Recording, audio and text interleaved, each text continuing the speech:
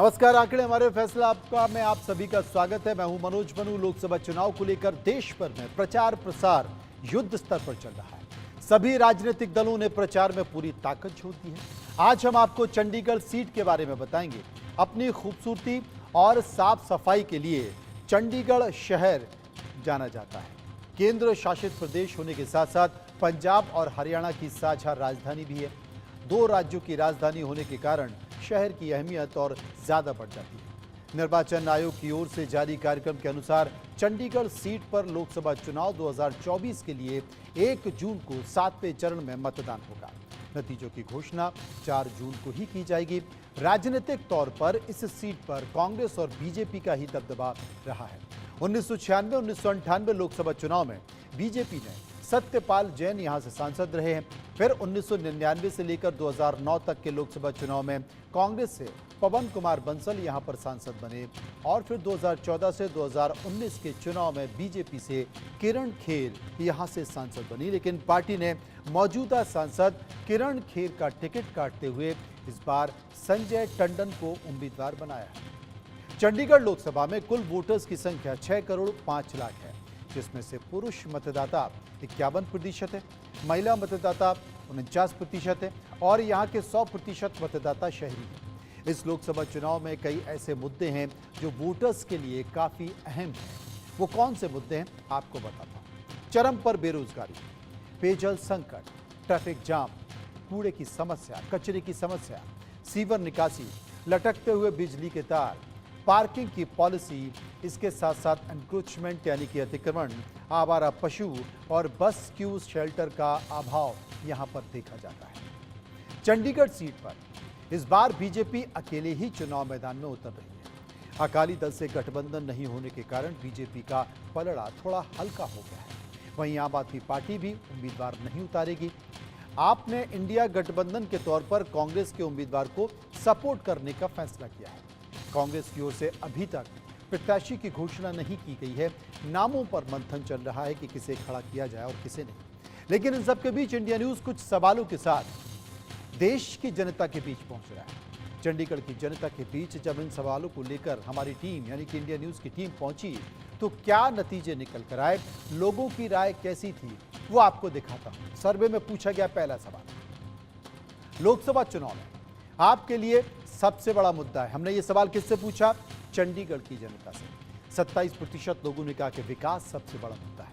18% लोगों ने कहा महंगाई सबसे बड़ा मुद्दा है। 12% लोगों का मानना था कि भ्रष्टाचार के खिलाफ अभियान बड़ा मुद्दा है और 32% लोग मान रहे थे बेरोजगारी बड़ा मुद्दा है। 11% ऐसे लोग थे जिन लोगों ने इनमें से किसी भी विकल्प को नहीं चुना है। अब चर्चा कर लेते हैं। चर्चा के लिए हमारे साथ मौजूद हैं डॉक्टर अवधेश उपाध्याय जो कि बीजेपी के नेता हैं, विजय कौशिक जो कि कांग्रेस के नेता हैं, पीयूष पंत जो कि वरिष्ठ पत्रकार हैं। सबसे पहले मैं बीजेपी के नेता डॉक्टर अवधेश उपाध्याय के पास चलूंगा। अवधेश जी, सर्वे कराया है, सर्वे की तमाम सारी चीजें आपके सामने, आंकड़े सामने, राय भी आपके सामने, और पहला सवाल था कि लोकसभा चुनाव में आपके लिए सबसे बड़ा मुद्दा चंडीगढ़ की जनता के लिए क्या रहने जा रहा है, आपकी राय? देखिए मनु जी, मैं बताऊं आपको, चंडीगढ़ ही नहीं पूरे देश में इस समय एक ही मुद्दा है, विकास का।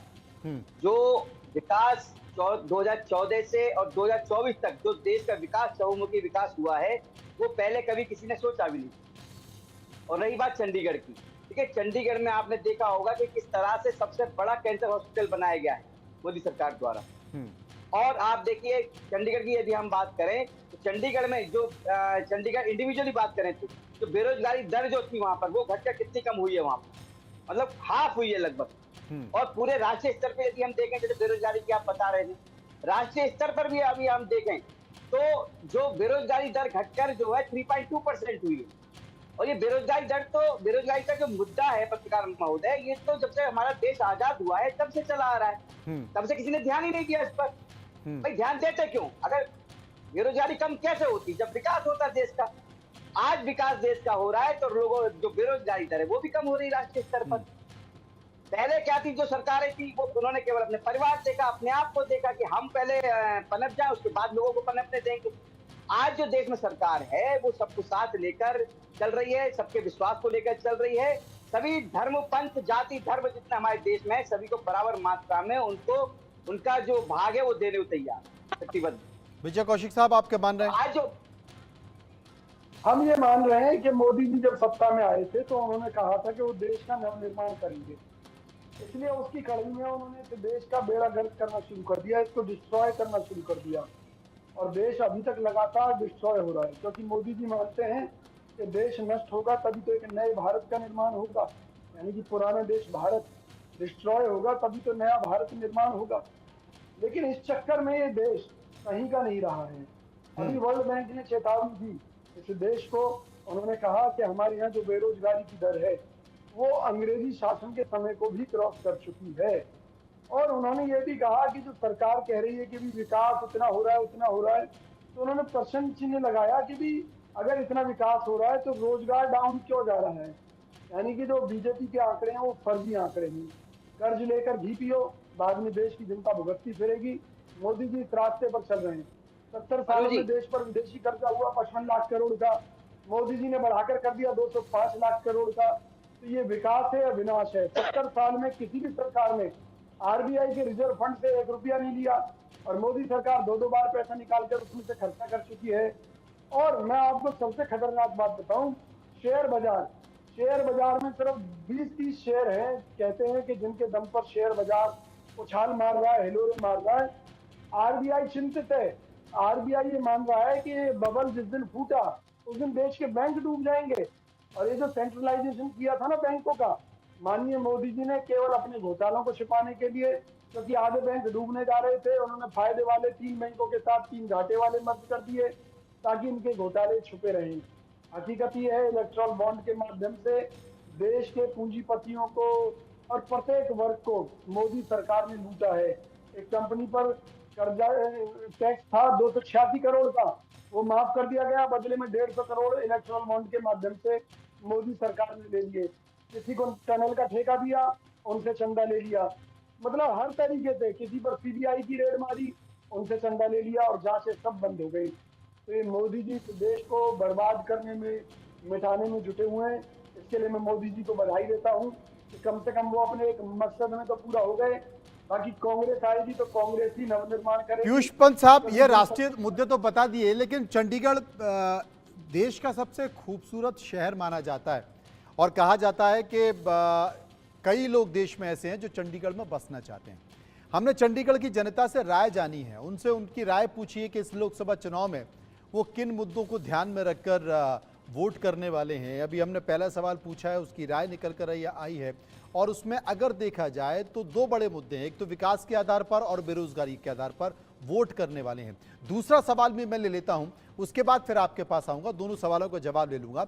सर्वे का दूसरा सवाल है कि लोकसभा चुनाव में आप किस आधार पर वोट देंगे। हमने चंडीगढ़ की जनता से पूछा, 25% लोगों की राय थी कि पार्टी के आधार पर, 12% लोगों की राय उम्मीदवार के आधार पर, मात्र 1% लोग धर्म और जाति के आधार पर वोट देने की बात कर रहे थे और 60% लोग कामकाज के आधार पर वोट देने की बात कर रहे थे। 2% लोग ऐसे थे जिन लोगों ने इसमें से कोई भी विकल्प नहीं चुना है। पीयूष जी, आपकी राय दोनों सवालों को लेकर। देखिए मनोज जी, चंडीगढ़ तो बड़ा खूबसूरत शहर रहा है। चंडीगढ़ जो है राजधानी है और चंडीगढ़ को एक खास डिज़ाइन के तहत बनाया गया था, तो इसलिए उसका विकास भी काफ़ी हुआ। तो चंडीगढ़ अपने आप में एक ऐसा शहर है जहां हर कोई रहना चाहता है, इसमें कोई दो राय नहीं है। बहुत बढ़िया तरह से विकसित किया गया है वो ये है। लेकिन धीरे धीरे मुझे लगता है कि जो है कि जनसंख्या का दबाव चंडीगढ़ को भी झेलना पड़ रहा है और ख़ासकर जो है कि चूँकि 2 राज्यों की राजधानी है, वो भी टसल जो है वहाँ पे जो है वो उसको झेलना पड़ रहा है। ये है जो आपकी दूसरी आपने जो बात कही, निश्चित रूप से देखिए ये सिर्फ चंडीगढ़ की जनता ही नहीं कह रही है कि मतलब मुद्दे क्या हैं। तो मुद्दे तो ये पूरा जो ऑल इंडिया लेवल पे जो एक आपका अभी देखिए हालिया जो है आया है CSDS का लोक नीति वाला सर्वे आया है, उसमें भी ये बात सामने आई कि सबसे बड़ा मुद्दा जो है वो आपने इसके पहले भी दिखाया था, मेरे ख्याल से आपने असम का दिखाया था, शायद जहाँ तक मुझे याद आ रहा है, तो वहाँ पे भी जो है हर राज्य में ये स्थिति बनी, क्योंकि बेरोजगारी पूरे देश के स्तर पे भयंकर रूप पे बढ़ रही है।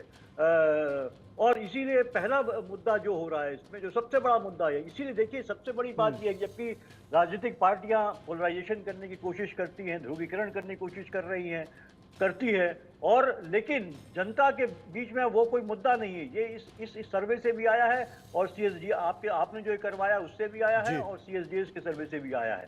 तो मुद्दे वही हैं जो लोगों को अफेक्ट कर रहे हैं। और वाकई देखिए ये बहुत गंभीर है, जो है बेरोजगारी का मुद्दा बहुत गंभीर मुद्दा है ये। तो निश्चित रूप से मुझे लगता है कि जनमानस, खासकर युवा जो वर्ग है, वो बहुत उद्वेलित है, और जो है कि निश्चित रूप से यही उसके दिमाग में होगा। और युवा ही जो है वो डिसाइडिंग फैक्टर होता है, एक मानने महिलाएं और युवा, क्योंकि युवा मतदाता जो पहली बार वोट देने वाला, तो उसकी अच्छी खासी संख्या होती है, और वो निश्चित रूप से हार जीत का फैसला तय करने में उसकी एक बड़ी भूमिका होती है। तो मुझे लगता है बड़ा उसके सवाल दिमाग में जी, ये बड़ा सवाल है। हमारे साथ बीजेपी नेता अवधेश उपाध्याय मौजूद हैं। अवधेश साहब, हर सर्वे में एक चीज तो हम देख रहे हैं, किसी भी राज्य का जो सर्वे हम कर रहे हैं उसमें बेरोजगारी एक बड़ा मुद्दा हो रहा है। और चूंकि अगर किसी भी परिवार से, किसी भी घर से किसी एक व्यक्ति को रोजगार मिलता है तो उसका पूरा परिवार चलता है। सरकार की भी अपनी मजबूरी है कि वो सभी को रोजगार दे नहीं सकती, हर कोई सरकारी नौकरी चाहता है, सरकारी नहीं तो प्राइवेट नौकरी मिले, वो संभव है नहीं। और लगातार हमारे देश की आबादी बढ़ रही है, हम पूरे विश्व में नंबर 1 हो गए हैं कम से कम इस मामले में। तो ऐसे में एक बड़ी समस्या, इसे कैसे निपटा जाएगा? आपने बेरोजगारी को कम करने की कोशिश तो की है, लेकिन वहीं अग्निवीर जैसी योजना दे दी है जिसे लेकर विजय कौशिक साहब माखौल भी उड़ाते हैं, क्या कहा जाए? देखिए मनु जी, अभी कौशिक जी ने जो बात कही थी कि ये विकास नहीं विनाश हो रहा है, तो विनाश तो देखो किसने किया, ये देश की जनता जान चुकी है, और जिन्होंने विनाश किया उनको जनता ने बिल्कुल पूरी तरह से नकार दिया। अगर विनाश हो रहा होता है तो विजय कौशिक साहब इतने आराम से टीवी पे नहीं बैठे होते ना, और मैं स्टूडियो में नहीं बैठा होता। मैं वही कह रहा हूँ, जिन्होंने विनाश किया था 17 साल में देश का, उनको जनता नकार चुकी है।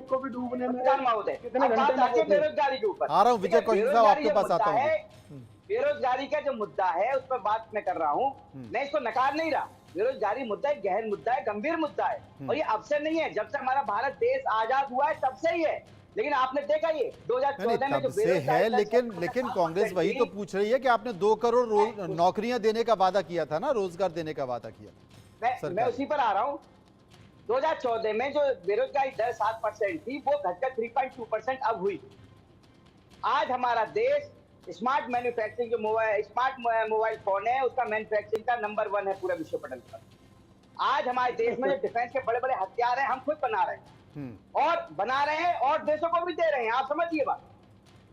तीसरी बात, आप ये देखिए, बेरोजगारी जो दर है उसको कम करने के लिए केंद्र सरकार 24 घंटे कार्यरत है, और आने वाले समय में आपको आश्वस्त करता हूं कि आने वाले समय में जो 3.2 बेरोजगारी दर है, ये इससे कम होगी, क्योंकि जिस तरह से हमारे देश में मुझे लगा पता नहीं आप कहने वाले थे 0 हो जाएगी। विजय कौशिक साहब जवाब दीजिए। चलते जो है बेरोजगारी दर अपने आप कम हो जाएगी। लेकिन आप ये समझिए, जो विपक्षी दल है ना, उनको ये दिखाई नहीं दे रहा है, उनको क्या दिखाई दे रहा है? अब विजय कौशिक क्या दिखा रहे हैं, एक बार सुन लेते हैं। अब विजय कौशिक क्या दिखाना चाह रहे हैं, एक बार इसे सुन लेते हैं। हाँ कौशिक साहब बताएं। मोदी सरकार के पास देश की सीमाओं की रक्षा करने के लिए परमानेंट सैनिक भर्ती करने के लिए भी पैसा नहीं है, इसलिए मोदी सरकार मजबूरी में अग्निवीर योजना लेकर आई, पहली बात। दूसरी बात यह है कि आप किसी मोर्चे पर देख लीजिए, चाहे व्यापार घाटे की बात हो, चाइना के साथ व्यापार घाटा $100 अरब को क्रॉस कर चुका है, विदेशी चरम पर है, ये सब जानते हैं। तो हमारे पड़ोसियों के साथ संबंध है, सबके साथ संबंध खराब हो, देश विरोधी गतिविधियों में शामिल रहते हैं, चाइना हो, पाकिस्तान हो, सबका जो साथ है वो कांग्रेस के साथ रहता है। अमेरिका हमारे देश जान चुका है, पूरा विश्व जान चुका है। अवधेश जी देखिए, विजय कौशिक साहब ने आपकी बात को सुने, जब तक आप उनकी बात सुनेंगे नहीं ना, काउंटर नहीं कर पाएंगे, इसलिए एक बार सुन लीजिए, शोर में सुनाई नहीं पड़ता है। देखिए हकीकत ये है, मोदी सरकार ये कहती है कि हमारे पास तो इतना जीएसटी आ रहा है। अरे भाई, पहले 100 चीजों पर जीएसटी लगता था, आज 500 चीजों पर आपने जीएसटी लगा दिया, तो भैया जीएसटी तो कलेक्शन आएगा ही आएगा आपके पास। पहले 100 रुपए की चीज मिलती थी, उसके ऊपर 18% या 28% जीएसटी था, आज वो 100 रुपए की चीज महंगाई के चलते 300 रुपए की हो गई, तो आपका तो टैक्स कलेक्शन ज्यादा आएगा ही आएगा। जबकि तेल घटी है, ऑन रिकॉर्ड घटी है लोगों की, लोग परेशान हैं। एजुकेशन कितनी महंगी हो गई मोदी राज में। मोदी सरकार आज शराब से कितनी कमाई कर रही है। ये जो गांधी जी की बात करते हैं मोदी जी, भाई आप शराब बेचकर कमाई कर रहे हैं, लोगों को शराब से बीमार कर रहे हैं, आयुष्मान कार्ड का आप झांसा दे रहे हैं, जबकि जो व्यक्ति मेडिक्लेम करा रहा है उसके ऊपर आप आपकी GST सभी ले रहे हैं। बातों से कौशिक साहब मैं सहमत हूं, आपकी सभी बातों से सहमत हूं, तमाम सारी चीजें हुई हैं, लेकिन देश में एक सत्यता क्या है जानते हैं आप? किसी भी तरह की गाड़ी, चाहे वो 2 पहिया हो या 4 पहिया हो, मार्केट में लॉन्च होती है उसके पहले उसकी वेटिंग शुरू हो जाती है। इस सत्यता को भी समझना होगा। आपसे जवाब लूंगा मैं। सर्वे का तीसरा सवाल ले लेता हूं, आपके पास मैं आऊंगा, रुकिए आप। मैंने एक छोटा सा उदाहरण दिया है, बतौर प्रधानमंत्री, सर्वे का तीसरा सवाल कि बतौर प्रधानमंत्री नरेंद्र मोदी का कामकाज कैसा है। 23% लोगों ने कहा खराब है, 37% लोगों ने कहा कि अच्छा है, 32% लोगों ने कहा बहुत अच्छा है और 8% लोग इस पर कुछ भी कहना नहीं चाहते। पीयूष पंत साहब के पास चलते हैं। पीयूष जी, ये सवाल हमने इसलिए पूछा है क्योंकि चंडीगढ़ की जनता से पूछा है, बीजेपी ने देश के प्रधानमंत्री नरेंद्र मोदी को सामने रखा है, केंद्र सरकार के कामकाज को सामने रखा है, और इसके पहले जो हमने सर्वे कराया था उसमें 60% लोग ऐसा मान रहे थे कि कामकाज के आधार पर वोट देंगे, 60% लोगों ने। तो चंडीगढ़ में भले ही परिस्थितियां दूसरी हैं, अभी वहां पर जिस तरीके से घालमेल हुआ, तमाम सारी चीजें निकल कर आई मेयर के चुनाव में, वो भी सबने देखा, लेकिन फिर भी आपका क्या मानना है, चंडीगढ़ की जनता अगर कामकाज के आधार पर वोट दे रही है और देश के प्रधानमंत्री नरेंद्र मोदी के कामकाज के बारे में जब हमने पूछा तो 37% लोग कह रहे हैं अच्छा और 32% लोग कहते हैं बहुत अच्छा, मात्र 23% लोग कहते हैं कि खराब। क्या कहेंगे? देखिए, ये तमाम परेशानियों के बावजूद इसमें कोई दो राय नहीं है कि लोगों की महंगाई बढ़ने के बावजूद, महंगाई को जो एहसास वो कर रहे हैं, उसके बावजूद, बेरोजगारी बढ़ती दर के बावजूद, लोग जो नरेंद्र मोदी जी की जो लोकप्रियता वो अभी लोगों के बीच में है और खासकर शहरी इलाकों में ज़्यादा है। क्योंकि देखिए, एक कारण और भी इसका मैं देखता हूं कि जो वेल अर्निंग जो क्लास है ना, वो जिसके लिए उतनी पिंच नहीं है महंगाई करती। जो आपने गाड़ियों की बात करी, जैसे निश्चित रूप से आप देखिए क्यों लगी हुई है गाड़ियों के लिए, नई नई गाड़ियां आ रही, खरीदी जा रही हैं, तो वो कह सकते हैं कि कहाँ महंगाई है, कहाँ वो बेरोजगारी है। निश्चित रूप से 1% जो नागरिक इस देश का नागरिक है वो निश्चित रूप से अमीर है और अमीर हो चला जा रहा है वो, और उस पर ज़्यादातर रिसोर्सेज उसके हाथ में आ रहे हैं। वही क्लास है, वही जो देखिए कि IT सेक्टर का क्लास है, जो CEO बड़े बड़े उसमें कंपनी में काम कर रहा है, अच्छे सैलरी मिल रही है। आप जैसे लोग जो हैं, जो चैनल्स में हैं कि बड़ी पोस्ट में हैं, उनकी सैलरी मिल रही है, लेकिन आप ही के यहाँ जो दूसरे कार्य करने वाले छोटे स्तर पे होंगे उनको कितनी मिल रही होगी, क्या वो अफोर्ड कर पाएंगे? तो वो क्लास जो है शहर में बसता है। चंडीगढ़ तो वैसे भी ऐसे लोगों की नगरी है जहाँ वेल ऑफ लोग ज़्यादा रहते हैं वहाँ पे। तो ये निश्चित रूप से इसीलिए नरेंद्र मोदी जी तमाम जो हालात बिगड़ रहे हैं आर्थिक रूप से, जो आंकड़े ये दिखा रहे हैं कि किस तरह से चीज़ें अब आउट ऑफ कंट्रोल, यानी GDP तमाम कहने के बावजूद जो है 7 के ऊपर जा नहीं पा रही। अभी भी एक कल ही के मैं देख रहा था, एक एजेंसी ने ये बात कही है, हाँ ADB ने, शायद एशियन डेवलपमेंट बैंक ने ये बात कही है कि जो है कि वो 7% ही जो है GDP की उम्मीद है भारत की होने की। तो ये तमाम चीज़ें हैं, पर कैपिटा इनकम घट रही है, ये तमाम, उसके बावजूद नरेंद्र मोदी जी लोकप्रिय हैं, इसमें कोई दो राय नहीं है। और शहर में, ग्रामीण इलाके से ज़्यादा वो शहर में ज़्यादा, ग्रामीण में ज़्यादा पिंच महसूस हो रहा है लोगों को। वहाँ बेरोजगारी ज़्यादा महसूस हो रही है, महंगाई ज़्यादा महसूस हो रही है वहाँ पे उस तरह का विकास जो है सही मायने में पहुँच नहीं रहा है। तो मुझे लगता है कि इसमें कोई दो राय नहीं है कि आज भी जो है नरेंद्र मोदी जी लोकप्रिय नेता हैं और जनता जहां तक उनका नाम। विजय साहब विजय जी देखिए, जो बातें पीयूष जी ने कही है मैं उसे आगे बढ़ाता हूं। आपको याद होगा अटल बिहारी वाजपेयी की सरकार थी, इंडिया शाइनिंग था, और इंडिया शाइनिंग होने के बावजूद भी वो सरकार बीजेपी की, NDA की चली गई। लेकिन 2014 में NDA की सरकार बनी, प्रधानमंत्री नरेंद्र मोदी। 2019 में NDA की सरकार बनी, प्रधानमंत्री नरेंद्र मोदी। 2023 में यानी कि तीसरा टर्म आप सोचिए, तीसरे टर्म के बाद तो आप लोगों में उफान आ जाना चाहिए, कांग्रेस में उत्साह आ जाना चाहिए और आपको बहुत कुछ करने के लिए नहीं रहना चाहिए। जितनी कि आप बातों का जिक्र कर रहे हैं, उसके बावजूद भी आज किसी भी राजनीतिक पंडित से चर्चा कर लीजिए, कांग्रेस के नेताओं से चर्चा कर लीजिए, वो आज भी ये कहते हैं कि साहब हम कमजोर हैं और आज भी बीजेपी आगे है और संभवतः माना जा रहा है कि नरेंद्र मोदी तीसरी बार प्रधानमंत्री बन जाएंगे। विजय जी, आप इस बात को मानते हैं कि नहीं मानते हैं? अगर ये है तो फिर आपकी बातें सच हैं या झूठ? सुनिए, मैं आपकी बात का एक एक बात का जवाब दे देता हूं और हाँ। जल्दी से दे देता हूं। देखिए, लेकिन पहले आपके एक सवाल का जवाब देना चाहता हूं। पिछले दिनों नोएडा में एक डॉक्टर ने 7वें या 8वें फ्लोर से कूदकर आत्महत्या कर ली थी, जबकि उसके पास BMW जैसी गाड़ियां थी। तो आज देश के अंदर एक सबसे बड़ा ट्रेंड हो रहा है कर्जे की जिंदगी का। लोग कर्जे पर, क्योंकि जाइए एक EMI नहीं तो जिन सबके पास BMW के वो सारे के सारे कूद गए क्या? मेरी बात सुनिए, अधिकांश लोगों की वही हालत है। आज देश के अंदर 140 करोड़ की आबादी है। कर्जे की जिंदगी जी रहे हैं।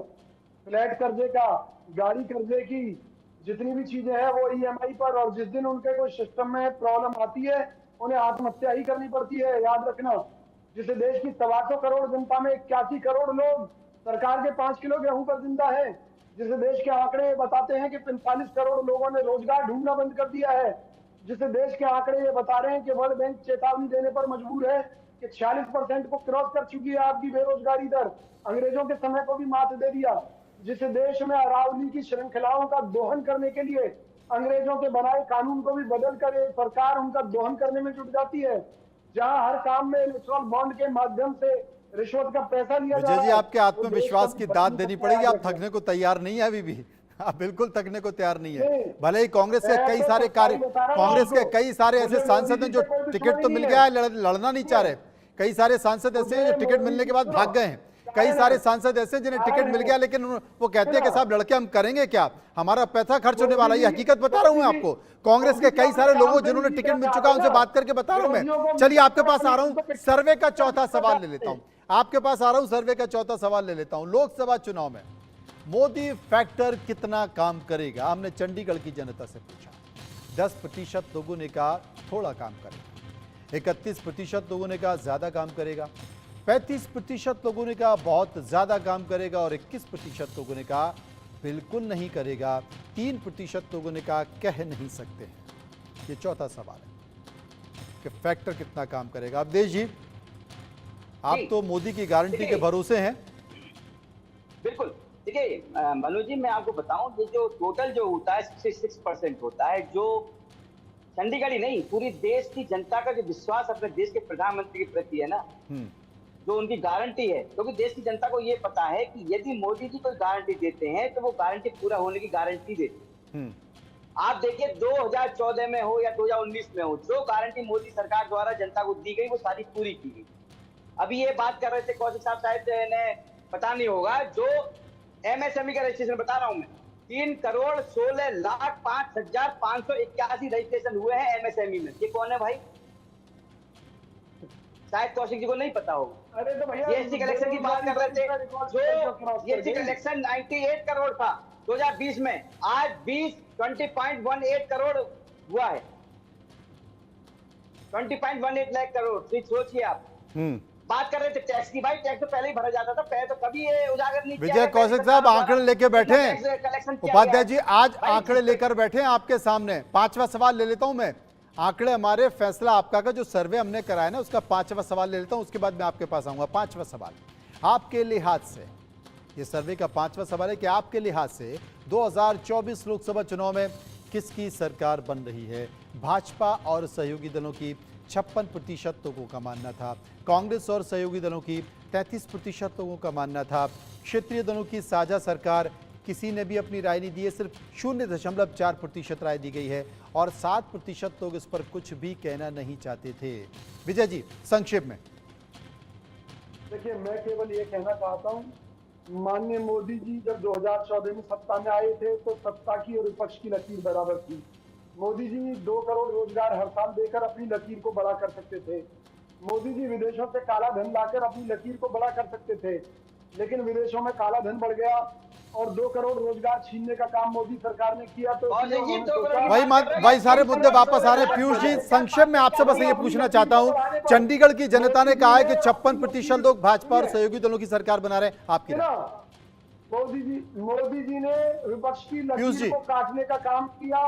छल बल से जिस तरह उन्होंने चंडीगढ़ में अपना मेयर थोपा, इस तरह से उन्होंने पूरे पीयूष जी। देश में विपक्ष को नुकसान पहुंचाने का काम किया। काश वो अच्छे काम करते तो आज जनता के अंदर उनकी वाहवा होती, आज देश के इतने खराब हालत ना होते।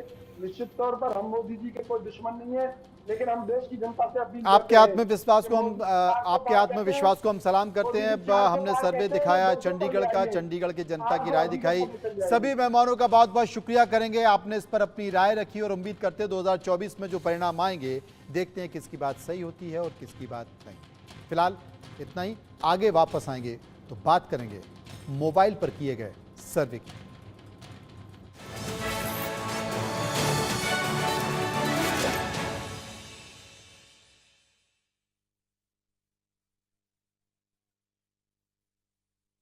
पनीर को क्या मस्त